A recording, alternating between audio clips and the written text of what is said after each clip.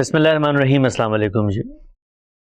گزشتہ دنوں میں نے ایک روایت کے اوپر ایک ویڈیو بنائی تھی۔ اس روایت سے بالعموم یہ استدلال کیا جاتا ہے کہ حدیث دین کا ایک انڈیپینڈنٹ سورس ہے، یعنی جس طریقے سے ہم قرآن مجید سے مذہب اور دین کی ہدایات اخذ کرتے ہیں، سنت متواترہ سے مذہب اور دین کی ہدایات اخذ کرتے ہیں، اسی طریقے سے لوگوں کی وہ رپورٹنگز، لوگوں کی وہ باتیں جو انہوں نے اپنے انیشیٹو پر، اپنی زبان میں، اپنے فہم کے مطابق تاریخی ریکارڈ کے طور پر دنیا تک پہنچائی ہیں، ان میں بھی دین کی انڈیپینڈنٹ ہدایات ہیں۔ یہ استدلال اس روایت سے کیا جاتا تھا۔ تو ہم نے اس روایت کی جو اصل صورتحال تھی جس میں وہ وجود پذیر ہوئی، وہ اصل بات، وہ اصل موقع، وہ اصل مقام، وہ اصل لوگ، وہ اصل نزاع جس میں رسول اللہ صلی اللہ علیہ وسلم نے ایک ہدایت کی تھی، اس کو تحقیق کر کے لوگوں تک پہنچایا اور بتایا کہ جو بات اس روایت سے اخذ کی جا رہی ہے وہ در حقیقت اس میں زیر بحث ہی نہیں ہے۔ اس روایت میں کیا زیر بحث تھا؟ اس روایت میں زیر بحث تھا کہ رسول اللہ صلی اللہ علیہ وسلم اللہ کے پیغمبر اور رسول کی حیثیت سے جب دنیا میں موجود ہیں تو ان کی اطاعت اور ان کی فرما برداری اور ان کے احکام کے آگے سر تسلیم خم کرنا یہ ہر بندہ مومن پر لازم ہے۔ قرآن مجید نے یہ بتا دیا، وَمَا أَرْسَلْنَا مِن رَّسُولٍ إِلَّا لِيُطَاعَ، کہ رسول بھیجا ہی اس لیے جاتا ہے کہ اس کی پیروی کی جائے، اطاعت کی جائے۔ تو رسول اللہ صلی اللہ علیہ وسلم نے ایک موقع پر لوگوں کو یہ توجہ دلائی ہے کہ جو بات میں بیان کروں تمہیں اور بتاؤں تمہیں کہ یہ کام نہیں کرنا، تو یہ کیسے ہو سکتا ہے کہ تم اس سے انحراف کرو؟ تو یہ بات بالکل مختلف بات ہے اس نقطہ نظر سے جو بالعموم اس طرح کی روایات سے اخذ کیا جاتا ہے۔ کہا یہ جاتا ہے کہ رسول اللہ کی نسبت سے کوئی بھی بات کوئی فرد آپ تک پہنچائے تو وہ دین کا انڈیپینڈنٹ سورس ہے، اس سے قانون اخذ کیا جائے گا، اس کی روشنی میں اب مذہب پر غور کیا جائے گا۔ جبکہ جو بات روایت میں زیر بحث ہے وہ یہ ہے کہ میں محمد رسول اللہ کی طرف سے آیا ہوں اور میری اطاعت تم پر لازم ہے، چنانچہ اگر میں تمہیں کوئی حکم دوں تو تم نے اس کو قبول کرنا ہے۔ اس کے بعد اگر ہمیں لوگ رسول اللہ صلی اللہ علیہ وسلم کی کوئی ہدایت پہنچاتے ہیں، کوئی حکم پہنچاتے ہیں، کوئی تلقین و نصیحت پہنچاتے ہیں، تو ایک بندہ مومن کی حیثیت سے ہمارا رویہ کیا ہونا چاہیے؟ کیا ہمیں اس کو اٹھا کر پھینک دینا چاہیے؟ کہ ہمیں یہ کہنا چاہیے کہ ہم ان باتوں کو نہیں مانتے؟ نہیں، بلکہ اطاعت کا تقاضا یہی ہے کہ ہم ان باتوں پر بھی غور کریں، ان پر بھی توجہ دیں، ان پر بھی تھوڑی دیر ٹھہر کر دیکھیں کہ اس میں کیا چیز بیان ہو رہی ہے۔ کیوں؟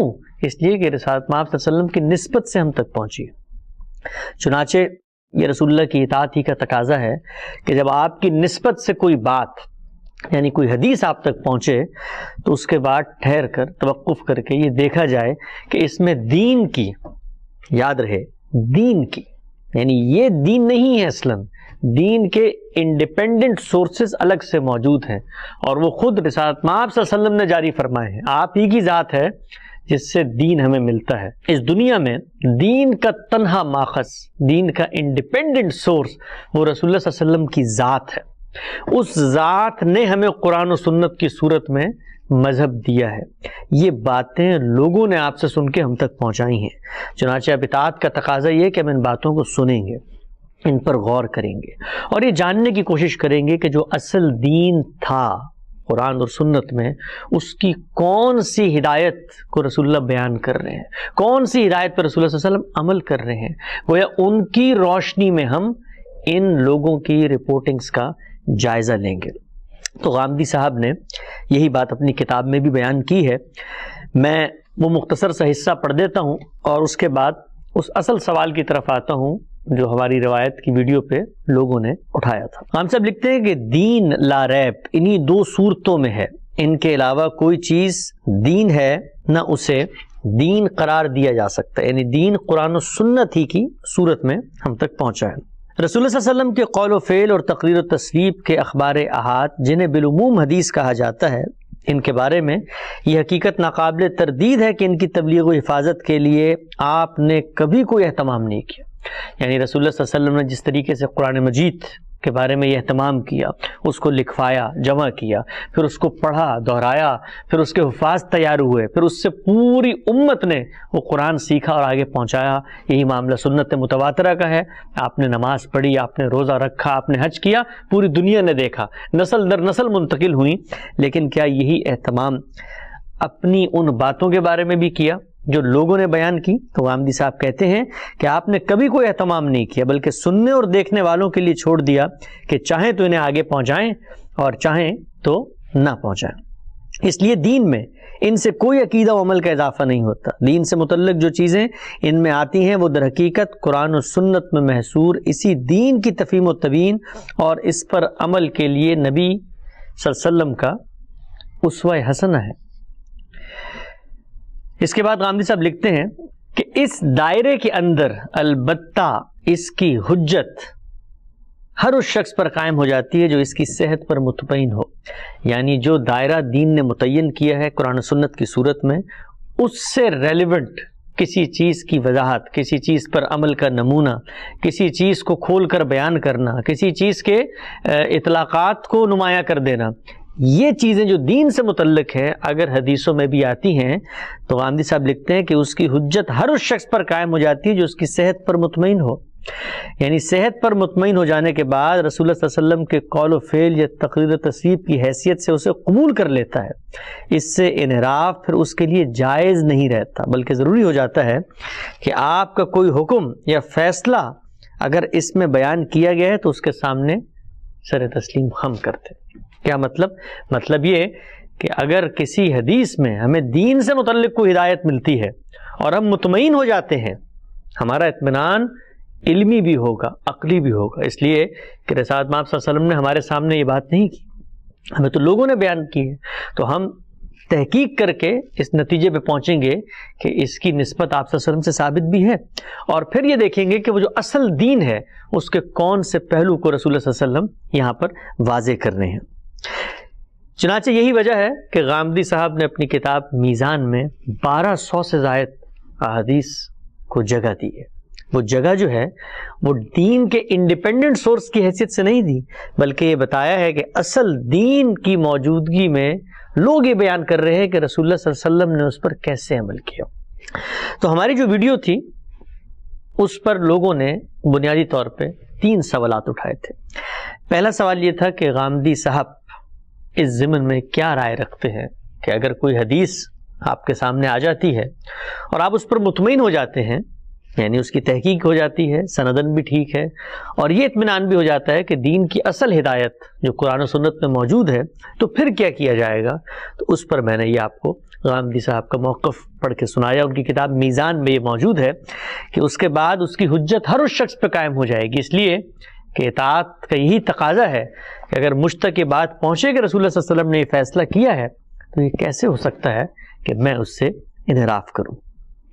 دوسرا سوال ہماری ویڈیو پہ جو لوگوں نے پوچھا تھا وہ سوال یہ تھا کہ یہ بات تو ٹھیک ہے کہ جس روایت کی طرف آپ نے اشارہ کیا جس سے لوگ بالعموم حدیث کو دین کا انڈیپینڈنٹ سورس قرار دیتے ہیں، تو یہ بتائیے کہ خود رسول اللہ صلی اللہ علیہ وسلم نے کیا اپنی احادیث کے بارے میں بھی کوئی بات کی ہے؟ بہت اچھا اور بڑا بنیادی سوال یہ لوگوں نے پوچھا ہے۔ یعنی ہم نے تو ایک روایت کے اوپر تنقید کی اور یہ بتایا کہ روایت میں وہ چیز زیر بحث نہیں جو اس سے اخذ کی جا رہی ہے، تو سوال لوگوں نے یہ پوچھا کہ ٹھیک ہے آپ کی بات کو ہم تسلیم کر لیتے ہیں، لیکن یہ بتائیے کہ کیا رسول اللہ صلی اللہ علیہ وسلم کی زندگی میں بھی یہ باتیں ان کے سامنے آئی تھیں؟ اگر آئی تھیں تو اس پر رسالت مآب صلی اللہ علیہ وسلم نے کیا کہا، کیا فرمایا؟ کیونکہ جو کچھ رسول اللہ صلی اللہ علیہ وسلم نے فرمایا ہوگا اس سے در حقیقت ہمیں وہ اصل روشنی ملے گی، وہ بصیرت حاصل ہوگی کہ رسول اللہ صلی اللہ علیہ وسلم کی ان باتوں کے بارے میں ہمیں رویہ کیا اختیار کرنا چاہیے۔ تو اتفاق سے ہمارے استاد جناب غامدی صاحب حدیث پر جس پروجیکٹ کے تحت کام کر رہے ہیں اس میں ایک باب ہے، ایک چیپٹر ہے جو بالکل اسی موضوع سے متعلق ہے، اور گزشتہ کچھ عرصے میں وہ چیپٹر مکمل ہوا۔ یہاں نیچے آپ کو اس کا لنک بھی مل جائے گا، آپ اس کو تفصیلی طور پہ وہاں پڑھ سکتے ہیں، ایک علمی تحقیقی کام ہے۔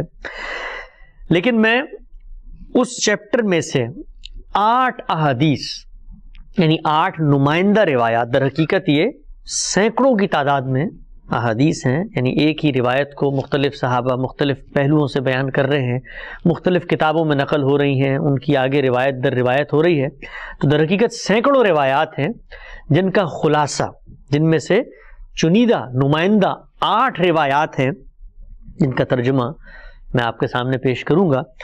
और ये रिवायात हैं जिनमें रसूलुल्लाह सल्लल्लाहु अलैहि वसल्लम और आप सल्लल्लाहु अलैहि वसल्लम के सहाबा, उनका क्या रवैया था, आपकी जो बातें उन तक पहुंचती थी, जिनको बिलुमूम अखबार अहाद या हदीस कहा जाता है। तो ये पढ़ने के बाद हर उस शख्स पे ये बात वाज़ेह हो जाएगी कि रसूलुल्लाह सल्लल्लाहु अलैहि वसल्लम से मंसूब ये बातें, इनको खुद रसूलुल्लाह सल्लल्लाहु अलैहि वसल्लम किस नज़र से देखते हैं, और ख़ुद सहाबा जो आपके अव्वलीन मुखातबीन हैं वो किस नज़र से देखते हैं, ये बात बिल्कुल वाज़ेह हो जाएगी। आगाज़ करते हैं। ये पहली रिवायत है अब्दुल्ला बिन ज़ुबैर से। इन तमाम रिवायात के हवाले और चीज़ें आप यहाँ स्क्रीन पे भी देख लेंगे और नीचे आपको लिंक पे भी मिल जाएंगी। तो इस बाब का उन्वान है रसूलुल्लाह सल्लल्लाहु अलैहि वसल्लम के इल्म व अमल की रिवायात, यानी खुद रसूलुल्लाह सल्लल्लाहु अलैहि वसल्लम और सहाबा आपकी अहदीस के बारे में क्या राय और क्या मौक़िफ़ रखते हैं। अब्दुल्ला बिन ज़ुबैर कहते हैं कि मैंने अपने वालिद सैयदना ज़ुबैर रज़ी अल्लाह अन्हु से पूछा कि मैं जिस तरह इब्न मसूद रज़ी अल्लाह ताला अन्हु और फलां बाज़ दूसरे हजरात को रसूलुल्लाह सल्लल्लाहु अलैहि वसल्लम की बातें बयान करते हुए देखता हूँ, आपको उस तरह नहीं देखता। यानी अब्दुल्ला बिन ज़ुबैर कहते हैं कि उन्होंने अपने वालिद से ये कहा कि बाकी सहाबा तो रसूलुल्लाह सल्लल्लाहु अलैहि वसल्लम की बातें बिलुमूम बेतकल्लुफ़ बयान करते हैं, आप क्यों नहीं करते, तो इसकी क्या वजह है। तो उन्होंने फरमाया, साहबजादे, मैं जब से मुसलमान हुआ हूँ कभी आप सल्लल्लाहु अलैहि वसल्लम से जुदा नहीं हुआ। ये मामला नहीं है कि मैं रसूलुल्लाह सल्लल्लाहु अलैहि वसल्लम से वाकिफ़ नहीं हूँ या उनसे दूर हूँ या उनकी बातें मेरे कानों तक पहुँचती नहीं हैं या मैं बेखबर हूँ। नहीं, फरमाया मैं जब से मुसलमान हुआ हूँ आपसे जुदा नहीं हुआ, लेकिन इसलिए डरता हूँ कि मैंने आपसे ही एक बात सुन रखी है। यानी बेटे को ये बता रहे हैं कि मैं रसूलुल्लाह की बातें ज़्यादा क्यों नहीं बताता, इसलिए कि मैंने रसूलुल्लाह सल्लल्लाहु अलैहि वसल्लम से एक बात सुन रखी है, इसलिए नहीं बताता। और क्या कहा आपने, फरमाया था कि जिसने लोगों को गुमराह करने के लिए जानबूझकर कोई झूठी बात मेरी निस्बत से बयान की, वो अपना ठिकाना दोज़ख में बना लेगा। कामदी साहब ने इसकी वजाहत में लिखा है कि यही एहतियात सैयदना अबू बकर रज़ी अल्लाह ताला अन्हु और बाज़ दूसरे जलील क़द्र सहाबा ने भी मलहूज़ रखी। वो जानते थे कि पूरा दीन कुरान और सुन्नत में महफूज है और वो मुसलमानों के इजमा और तवातुर से आने वाली नस्लों को मुंतकिल हो जाएगा। इसके अलावा, इस दीन के अलावा जो कुरान और सुन्नत में मौजूद है, नबी सल्लल्लाहु अलैहि वसल्लम जो कुछ कहते और करते हैं उससे दीन में किसी अकीदा व अमल का इजाफा नहीं होता। लिहाजा इसको आगे बयान करना उनकी कोई दीनी जिम्मेदारी नहीं। ये बड़ा अहम नुक्ता है। यानी बेटा बाप से ये पूछता है कि रसूलुल्लाह की बातें क्यों नहीं बयान करते, तो आगे से कहते हैं कि भाई मैं डरता हूँ। तो अगर ये कोई दीनी जिम्मेदारी होती तो कुरान मजीद तो ये कहता है कि दीन अगर लोगों तक ना पहुँचाया तो फमा बल्लग़्त रिसाला, अल्लाह का पैगाम ही, हक के पैगम्बरी ही अदा नहीं किया। तो सहाबा को अगर रसूलुल्लाह सल्लल्लाहु अलैहि वसल्लम ने अहादीस की सूरत में दीन की मुस्तकिल इंडिपेंडेंट हिदायत दी थी, तो वो ये कैसे कह सकते हैं कि भाई हम तो डरते हैं ये बात बयान करते हुए। वो तो उनकी दीनी जिम्मेदारी थी कि वो उसको आगे बयान करते। हम सब लिखते हैं उनके लिए मुनासिब यही है कि एहतियात करें और आपकी निस्बत से ज़्यादा बातें बयान करने से गुरेज करें। तो ये पहली रिवायत थी जो हमने यहाँ पर अभी आपके सामने पढ़ी। इसके बाद दूसरी रिवायत है अनस रज़ी अल्लाह ताला अन्हु। अनस रज़ी अल्लाह ताला अन्हु का बयान है कि मुझे जो चीज़ रसूलुल्लाह सल्लल्लाहु अलैहि वसल्लम की निस्बत से ज़्यादा बातें बयान करने से रोकती है वो आपका यही इरशाद है कि जिसने जानते बूझते मुझ पर झूठ बांधा वो अपना ठिकाना जहन्नम में बना देगा। यानी वो ये बता रहे हैं कि मामला यूँ नहीं है कि मैं बातें नहीं जानता, और मामला यूँ भी नहीं है कि वो बातें बयान करने की ख्वाहिश पैदा नहीं होती। नहीं, मैं डरता हूँ, इसलिए कि रसूलुल्लाह सल्लल्लाहु अलैहि वसल्लम ने बड़ी सख्त तंबीह की हुई है कि मेरी निस्बत से ज़बान खोलना तो एहतियात से खोलना। अगली रिवायत है सैयदना उस्मान रज़ियल्लाहु ताला अन्हु की, खलीफा राशिद। फरमाया, खुदा की कसम मुझे जो चीज़ रसूलुल्लाह की बातें बयान करने से रोकती है वो ये नहीं कि आपकी बातें मुझे दूसरों के मुकाबले में ज़्यादा याद नहीं होंगी। सैयदना उस्मान रज़ियल्लाहु ताला खलीफा राशिद क्या फरमाते हैं کہ معاملہ یوں نہیں ہے کہ مجھے روایتیں یاد نہیں یا میں نے سنی نہیں یا میرے حافظے میں محفوظ نہیں، بلکہ یہ ہے کہ میں نے آپ کو سنا ہے اور میں اس کا گواہ ہوں کہ آپ نے فرمایا جس نے میری طرف اس بات کی نسبت کی جو میں نے نہیں کہی تو اسے چاہیے کہ اپنا ٹھکانہ جہنم میں بنا لے۔ گویا اتنی سخت تنبیہ اور وعید رسول اللہ صلی اللہ علیہ وسلم کی کہ مجھ سے متعلق بات نقل کرتے ہوئے زبانوں کو خیال اور تحفظ کی نفسیات میں رہنا چاہیے، یوں نہیں ہے کہ جو کچھ منہ میں آیا میری نسبت سے بیان کر دیا۔ تو کوئی خلیفہ راشد کا بیان ہے کہ میں تو ڈرتا ہوں یہ باتیں بیان ہی نہیں کرتا، تو اگر اس میں دین تھا، وہ دین کے انڈیپینڈنٹ سورس تھے، آپ نے پوری عمر ان کے ساتھ گزاری، تو کیا آپ نے ہمیں محروم کر دیا وہ باتیں بیان کرنے سے؟ نہیں، رسول اللہ صلی اللہ علیہ وسلم نے اس میں دین کی کوئی مستقل ہدایت نہیں تھی۔ اگلی روایت ہے مغیرہ بن شعبہ رضی اللہ تعالیٰ عنہ سے، وہ کہتے ہیں میں نے رسول اللہ صلی اللہ علیہ وسلم کو سنا کہ آپ نے فرمایا مجھ پر جھوٹ باندھنا کسی دوسرے پر جھوٹ باندھنے کی طرح نہیں ہے، جس نے جان بوجھ کر کوئی جھوٹی بات میری نسبت سے بیان کی اس کا انجام پھر یہی ہے کہ اپنا ٹھکانہ وہ جہنم میں بنا لے۔ اگلی روایت ابو قتادہ رضی اللہ عنہ سے، ان کا بیان ہے میں نے رسول اللہ صلی اللہ علیہ وسلم کو اس ممبر پر یہ کہتے ہوئے سنا کہ لوگوں میری نسبت سے زیادہ باتیں بیان کرنے سے بچو، جو شخص میری طرف سے کوئی بات کہے وہ حق اور سچ ہونی چاہیے، اس لیے کہ جس شخص نے میری طرف اس بات کی نسبت کی جو میں نے نہیں کہی تو وہ اپنا ٹھکانہ جہنم میں بنا لے۔ یعنی رسول اللہ صلی اللہ علیہ وسلم لوگوں کو کیا یہ بات کبھی قرآن کے بارے میں کہتے ہیں؟ کیا یہ بات کبھی سنت کے بارے میں کہتے ہیں کہ یہ باتیں بیان مت کرنا اور ان باتوں کو آگے مت پھیلانا؟ نہیں، وہاں پر تو اہتمام ہے، وہاں تو پڑھائی جا رہی ہیں، وہاں تو سنی جا رہی ہیں، وہاں تو یاد کروائی جا رہی ہیں، وہاں تو لکھوائی جا رہی ہیں، لیکن اپنی باتوں کے بارے میں اتنا سخت رویہ ہے جیسے آتما آپ صلی اللہ علیہ وسلم کا کہ میری باتیں کسی اور کی باتیں نہیں ہیں۔ اس سے لوگ یہی مغالطہ پیدا کریں گے کہ ایک دین ہے جو پیغمبر دے رہا ہے اور ایک اس کی نسبت سے یہ باتیں ہیں جو اس سے بالکل مختلف بیان ہو رہی ہیں۔ اگلی روایت ابو سعید رضی اللہ تعالیٰ عنہ سے ہے، وہ کہتے ہیں کہ رسول اللہ صلی اللہ علیہ وسلم نے فرمایا میری باتیں بیان کرو، اس میں کوئی حرج نہیں، بیان کرو، لیکن مجھ پر جھوٹ باندھنے کی جسارت نہ کرو، جس نے جانتے بوجھتے مجھ پر جھوٹ باندھا اس نے اپنا ٹھکانہ جہنم میں بنا لیا۔ کیا مطلب؟ رسول اللہ صلی اللہ علیہ وسلم بھی کہتے ہیں کہ چلو بیان کرنے چاہتے ہو تو بیان کر لو، تو غامدی صاحب نے لکھا ہے اس پہ، یعنی جس طرح میری باتیں بیان کرنا ضروری نہیں اسی طرح ناجائز بھی نہیں۔ اس طرح کی چیزیں لوگ اپنی محبوب شخصیات کے حوالے سے بیان کرتے ہی رہتے ہیں، تاہم ہر شخص کو محتاط رہنا چاہیے، اس لیے کہ مجھ پر جھوٹ باندھنا کسی دوسرے شخص پر جھوٹ باندھنے کی طرح نہیں ہے، اس کے نتائج نہایت خطرناک ہو سکتے ہیں۔ یعنی گویا رسول اللہ صلی اللہ علیہ وسلم نے یہ فرمایا کہ یہ فطری احساس ہے، ہر انسان جو کسی کی مجلس میں جاتا ہے، کسی صحبت میں وقت گزارتا ہے، کسی سے اپنے تعلق کا اظہار کرنا چاہتا ہے اور کسی کے مشن کو آگے لے کر بڑھنا چاہتا ہے تو وہ اس کی باتیں بھی بیان کرتا ہے۔ تو میں تم لوگوں پر پابندی نہیں لگاتا، بیان کرنا چاہتے ہو بیان کرو، لیکن اس احتیاط کے ساتھ۔ تو یہ بھی ایک روایت ہے جو بالعموم لوگ بیان کرتے ہیں حدیث کے انڈیپینڈنٹ سورس کی حیثیت میں کہ خود رسول اللہ صلی اللہ علیہ وسلم نے فرمایا میری باتیں بیان کرو، تو آپ ذرا اس کو آگے پڑھیں اور اس کو پیچھے پڑھیں تو واضح ہو جاتا ہے کہ رسول اللہ صلی اللہ علیہ وسلم کیا بات کر رہے ہیں۔ یعنی وہ یہ کہہ رہے ہیں کہ میں روک نہیں رہا تمہیں، کرنا چاہتے ہو تو کر لو، لیکن یہ احتیاط یاد رکھو کہ وہی بات کرنی ہے جو حق اور سچ کی ہے۔ اس کے بعد دو روایتیں ہیں مزید۔ ابو موسیٰ رضی اللہ عنہ نے ایک دوسرے صحابی عقبہ بن عامر رضی اللہ عنہ کو نبی صلی اللہ علیہ وسلم کے حوالے سے کچھ روایتیں ممبر پہ بیان کرتے ہوئے سنا۔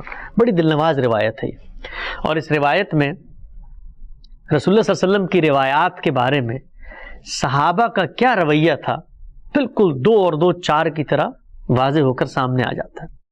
تو ایک صحابی نے دوسرے صحابی کو ممبر پہ بیٹھے کچھ رسول اللہ کی نسبت سے باتیں بیان کرتے ہوئے سنا، تو ابو موسیٰ نے فرمایا تمہارا یہ ساتھی یا حافظ ہلاک ہونے والا ہے، یعنی بڑی مشکل میں ہے۔ ایک تعبیر ہے۔ رسول اللہ صلی اللہ علیہ وسلم نے جو آخری وصیت ہمیں فرمائی تھی وہ یہ تھی کہ اللہ کی کتاب کو اپنے اوپر لازم پکڑو، تم عنقریب ایسے لوگوں کی طرف جاؤ گے جو میری باتیں بیان کرنا پسند کریں گے۔ سو یاد رکھو جو شخص میری طرف کسی ایسی بات کی نسبت کرتا ہے جو میں نے نہیں کہی وہ اپنا ٹھکانہ دوزخ میں بنا دیتا ہے۔ جس نے میری بات اچھی طرح یاد رکھی ہو وہ بیان کرنا چاہے تو ضرور بیان کر۔ غامدی صاحب نے اس پر بھی ایک وضاحتی نوٹ لکھا ہے کہ جب یہ کہا کہ عنقریب تم دیکھو گے کہ لوگ میری باتیں بیان کرنا پسند کریں گے، تو اس پر انہوں نے لکھا ہے یہ اسی فطری تقاضے کا بیان ہے جس کی طرف اوپر کی روایت میں اشارہ کیا تھا. رسول اللہ صلی اللہ علیہ وسلم کے بے خطا علم کی جو دولت ہم حدیث کی کتابوں میں پاتے ہیں وہ اسی سے حاصل ہوتی ہے. یعنی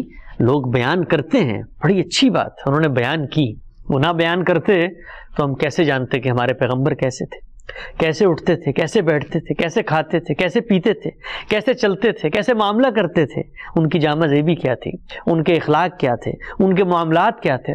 تو یہ سارا کا سارا تاریخی ریکارڈ ہم آج کے دور میں اپنی محبوب ہستیوں اور شخصیات کے بارے میں جاننا چاہتے ہیں تو اپنے پیغمبر اور خدا کے آخری پیغمبر اور قیامت تک زمین پر خدا کی حجت کے بارے میں نہیں جاننا چاہیں گے. تو یہ بڑا احسان ہے صحابہ کا کہ انہوں نے بیان کی، لیکن رسول اللہ صلی اللہ علیہ وسلم نے جو تنبیہ کی وہ تنبیہ یہ بات بتا رہی ہے کہ یہ دین کا کوئی انڈیپینڈنٹ سورس نہیں ہے، بلکہ لوگوں کے اندر ایک فطری ارج، ایک تقاضا ہے، بیان کرنا چاہتے ہیں بیان کریں، لیکن اصل دین کی روشنی میں اس کو سمجھا جائے گا. یہ آخری روایت ہے ابو سعید رضی اللہ تعالیٰ عنہ سے. وہ کہتے ہیں کہ رسول اللہ صلی اللہ علیہ وسلم نے فرمایا میری طرف سے قرآن کے سوا کوئی چیز نہ لکھو، جس نے میرے حوالے سے کوئی چیز قرآن کے سوا لکھ رکھی ہے اس کو لازماً مٹا دے. اس سے کیا مراد ہے؟ غامدی صاحب لکھتے ہیں کہ اس لیے فرمایا کہ نزول قرآن کے زمانے میں اس کا شدید اندیشہ تھا کہ اس طرح کی کوئی چیز قرآن کی حیثیت سے لوگوں تک نہ پہنچے، یعنی قرآن کی حیثیت سے لوگوں تک پہنچا دی جائے گی. بعد میں جب یہ اندیشہ نہیں رہا تو یہ پابندی بھی باقی نہیں رہی. یعنی رسول اللہ صلی اللہ علیہ وسلم نے اس وقت قرآن نازل ہو رہا ہے اور یہ ساری روایات سندن صحیح روایات، ان کی پوری جانچ پڑتال کی گئی ہے، ان کے تمام جو مصادر اور مراجع ہیں اور جو شواہد ہیں یہ اور کہاں کہاں نقل ہوئی ہے، سینکڑوں کی تعداد میں یہ روایتیں ہیں. یہ سب آپ کو اس تحقیقی کام میں نیچے مل جائیں گی. تو جو آخری بات فرمائی رسول اللہ نے وہ یہ کہ جس وقت قرآن لکھوا رہا ہوں تو ان باتوں کو میری نسبت سے کوئی بات ہے اس کو نہ لکھو، غلط مبحث پیدا ہوگا. تو اگر دین کا کوئی انڈیپینڈنٹ سورس ہے تو کہنا چاہیے جس طرح قرآن لکھوا رہا ہوں اس طرح اپنی باتیں بھی لکھوا رہا ہوں، دونوں کو لکھو، دونوں میں دین کی مستقل ہدایات نقل ہوئی ہیں. ایسا نہیں ہوا. تو یہ 8 روایات ہیں.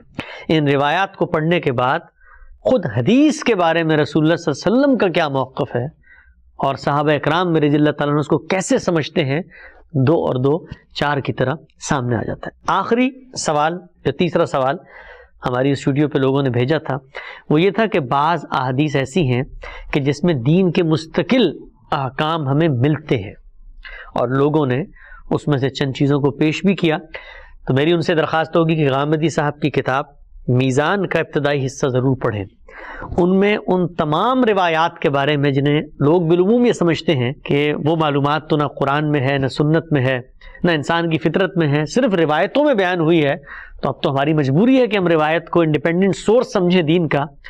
تو اس کے بارے میں ہم کیا کہتے ہیں؟ تو غامدی صاحب کی کتاب میزان کا ابتدائی حصہ ضرور پڑھیں. اس میں ان تمام روایات کو زیر بحث لا کر بتایا گیا ہے کہ وہ روایتیں کوئی نئی بات بیان نہیں کر رہی. اقول قولی ھذا واستغفر اللہ لی ولکم ولسائر المسلمین.